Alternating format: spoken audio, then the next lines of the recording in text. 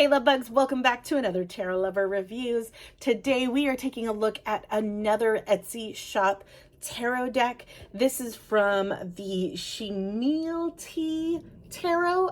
I don't know if I'm pronouncing that correctly. I apologize if I'm not, but this is the shop name. I have purchased from their shop before. It was for the quill-like tarot.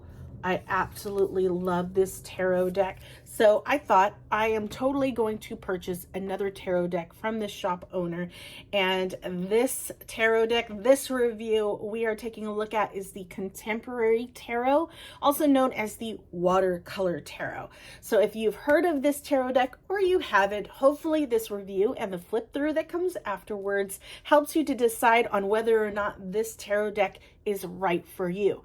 Now, if you want to skip straight to the flip through, take a look down in my description below. I break down all the suits into chapters to make it easier for you to locate exactly where in the flip through you would like to start. But right now we are going to talk about the packaging, we're going to talk about the guidebook, and we are going to talk about the cards, cardstock, the size of the cards, the backing, the texture, everything. So if you're interested in all the details, stick around. Otherwise, feel free to head on over to the flip through. So let's go ahead and start with the packaging. So you have seen this particular shop owner utilizes the same type of packaging for so far all of their tarot decks. I don't want to necessarily say that they do it for all of them, but so far for the two tarot decks that I've purchased, they use the same packaging. So this is what it looks like. Pretty straightforward and simple. I do actually like these types of boxes. It opens like this, so you do have a magnet clasp right here. And this is the interior of the box. Pretty simple, straightforward, but what I do like is that the box is thick because that will protect my tarot deck just in case. So that is the packaging, and I'll leave it right there just so you guys can see it. Now let's go ahead and talk about the size, the backings of the cards. So with this one, makes sense that the backing would be watercolor. So that is the backing, and it is a matte finish. If you have any of their other tarot decks, especially the quill art one, it is the same type of cardstock, which I absolutely love. Their cardstock to me feels quality. It is thick and it's not thin, it's not cheap. It doesn't feel like paper or like cardboard paper or anything like that. I love the cardstock that they use for their tarot decks. Now, they do come with a guidebook option, guidebook access through the QR code here, but I'll talk about that in a second. Actually, I kind of skipped straight to the cards themselves. I'll finish the dimensions first, and then we'll go back to the guide. Anyways, this is your standard tarot card size. Let me go ahead and pull a standard Rider-Waite-Smith tarot card so you guys can see. It is a little bit smaller. I did say that it is your standard tarot card size. It's a tad bit smaller. Not a big difference. You're not going to necessarily feel a difference with the size of the cards in your hands. They feel fantastic. I mentioned it was matte finish. And the cardstock is like beautiful. There's flexibility, but there's still thickness to the cards. So I feel like this is the perfect definition of Goldilocks zone cardstock. Now, if you don't know what I mean by that, the best way I can explain it is if you were to split your deck in half and you were to do that riffle shuffle, when you can do this with good enough amount of tension, meaning when you go to bend the deck to do this, if you're able to bend it and still get some tension and it doesn't allow you to like completely bend it, I say that that is perfect cardstock. It gives you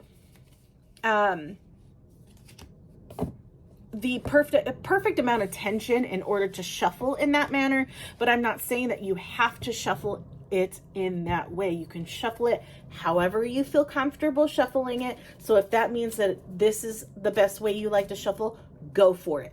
I just want to give you, as far as a visual idea of the cardstock for this tarot deck. So now that we've kind of jumped ahead on that, let's talk about the guidebook. So as I mentioned, you can gain access through the QR code for guidebooks or free guides. Sorry, that's not necessarily the guidebook. It's scan QR code to access free guides.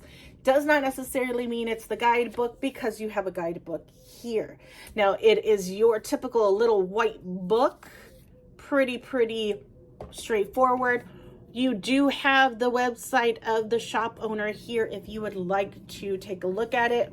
It is basically just their name.com, right?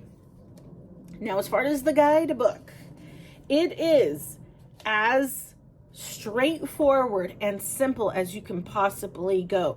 So each of the cards has keywords for them. You don't get anything else. You just get a few keywords in upright and reverse positions, and that's it. But what I do enjoy and I appreciate is that the guidebook comes with, oh, I'm sorry, I was thinking that this was a tarot spread. Never mind. Scratch that. So yeah, it's pretty straightforward little white book.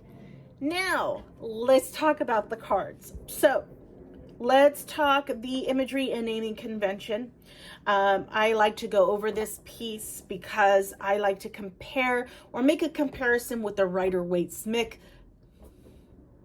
I'm trying to talk too fast, guys. Let me slow it down. I like to do a comparison with the Rider-Waite-Smith and the tarot deck that I am currently reviewing. The reason why I like to do that is because a lot of the guidebooks that are out there that you can purchase separately. So if this little white book just does not do it for you, you can purchase guidebooks out and about on the internet, wherever you want to go. You can purchase guidebooks separately. And I like to do this because those guidebooks, majority of the time, will go based off of the Rider-Waite-Smith imagery and naming convention. So I always want to make sure that I point out what is similar to that, so that if you do have those types of books, that you are able to utilize those books with this particular tarot deck that I'm reviewing. So that's why I do what I do.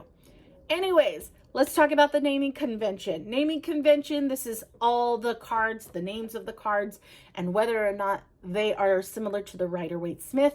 And I'm glad to report that it is. They are all the same. All the suits are the same. All of the court cards, all the major arcanas are exactly the same. So as far as the namings, you won't have to learn anything different, because some tarot deck creators will change the suit names around. They may change some of the major arcanas or the court cards around. So again, it's just another point to kind of mention whenever you're purchasing tarot decks. They're not all going to be the same. But with this one, it is. So that makes it so much easier.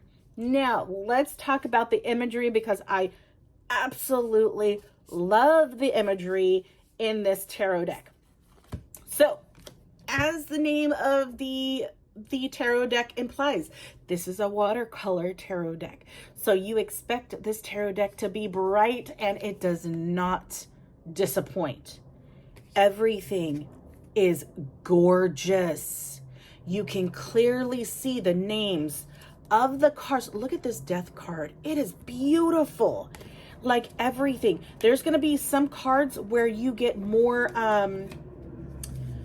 it covers more space, like the star. And then there's going to be some cards that don't use all of the card, such as the Hanged Man. So really, it's a mix. It is beautiful. Some of them are realistic imagery. Some of them are not so realistic imagery. But still, everything's cohesive. It is absolutely beautiful. The colors used are gorgeous. All of the court cards, the queens, Beautiful, beautiful artwork. The kings are just the pages. The pages. You see the adolescence in the page's face. You see the maturity within the kings. Look at the queens. Like, it is absolutely gorgeous. And I'm happy that this yet is another tarot deck that I absolutely love from this shop owner. It is absolutely gorgeous. And if you love bright tarot cards, beautiful, realistic imagery, this is the tarot deck for you. As far as whether or not it follows the Rider-Waite-Smith imagery, which is what we were supposed to be talking about, it is not exactly like the Rider-Waite-Smith. It should have been obvious when we looked at the death card, right? They are not going to be the same imagery, but what the imagery implies gives you the cues needed to know exactly what card that is. It's just another interpretation of that particular card, but it's not something that you have to struggle to understand what that card is trying to convey. So I absolutely love how easy to read these cards are. I would say it is perfect for a new tarot reader.